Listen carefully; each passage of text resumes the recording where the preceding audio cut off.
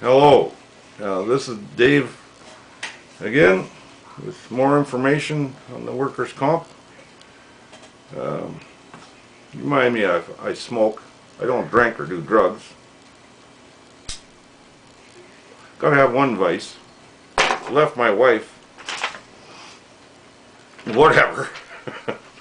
Anyways, I think I tried to show this picture before. I'll try one more time. Don't forget it. If you ever see them, run. I feel like John Candy doing a stint here, skit. But anyways, this guy is dangerous. Brock Taylor, disgusting little weasel. Disgusting.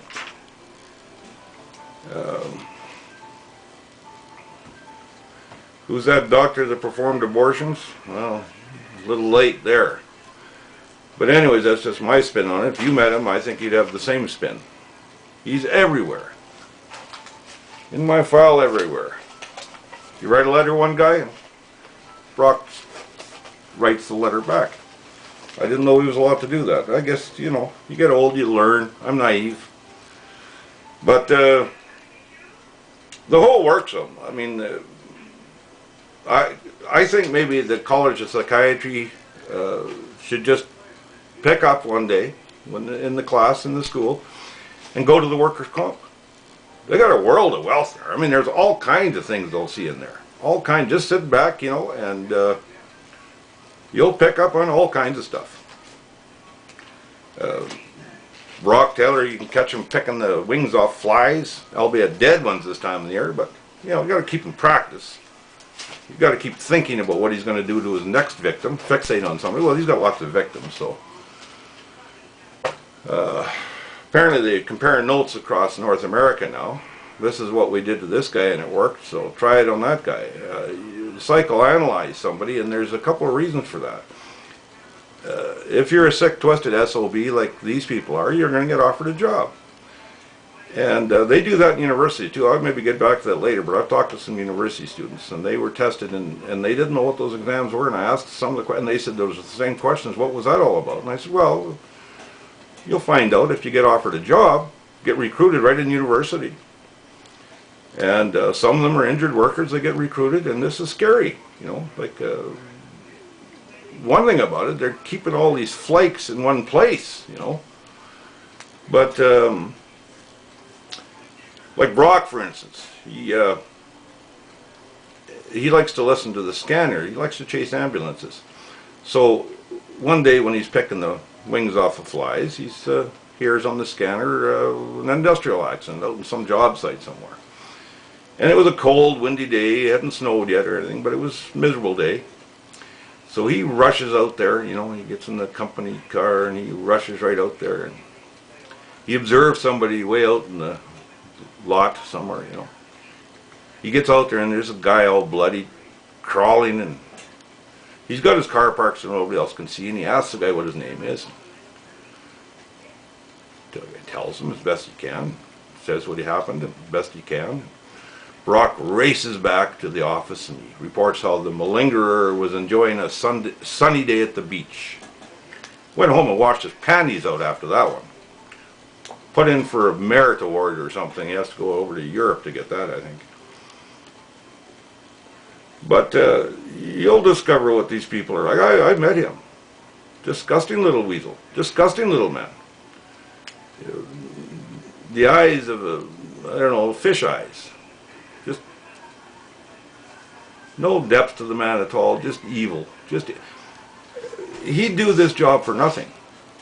He would. He'd do this job for nothing. It would hurt him to lose the job. If you won $1 million, if he had $1 million in his account and he lost his job, he'd pay the $1 million to go back to work. He enjoys his work. You know, and what bothers him is he has to pay some people. They have to. They can't cut everybody off. This is divide and conquer. They gotta pay some people. They enjoy pain. They enjoy seeing people in pain, suffer. Oh, you've seen him on TV the odd time over the years. He's gruff. You know, old pictures of Himmler, same attitude, just miserable, miserable. Dirty little man, just a dirty little man. It's not too late though. Him and guys like Gormley, John Gormley, Jonathan and him and Garvin, guys like that, they can go get a real man's job. With any justice in the world, they'll get severely injured and then have to go up against themselves. But we'll save that for the next life. That's where I come in. See, I know in this life now, I've known for a few years I'll never win.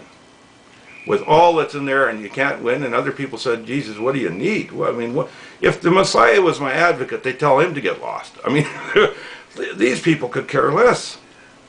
And it's not even the money, because the lawyer said they'll spend $10 million to see I don't get $1 million. Well, that's the Chamber of Commerce, it's the money. You know, they're a misanthropic pile of pricks, you know, really. These big Canadian businessmen now got their money the old-fashioned way. They stole it. And they stole it off the backs of people like me and you, and they're going to continue to do it. And sycophants and misanthropes and all these people get together, and it's, well, it's fascism. Really, it's fascism.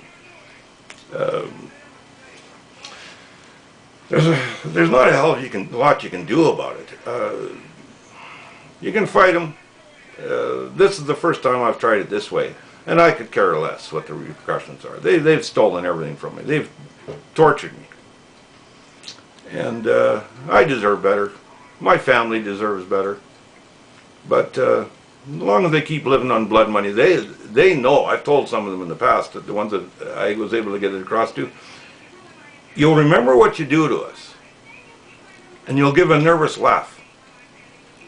And on your deathbeds you'll remember. And you'll be scared. You will bargain, you will barter, you will cry, you will scream. You do not want to die, because we'll be waiting, I will be waiting on the other side. I'll have my health back, I'll drag them in. It'll be my turn.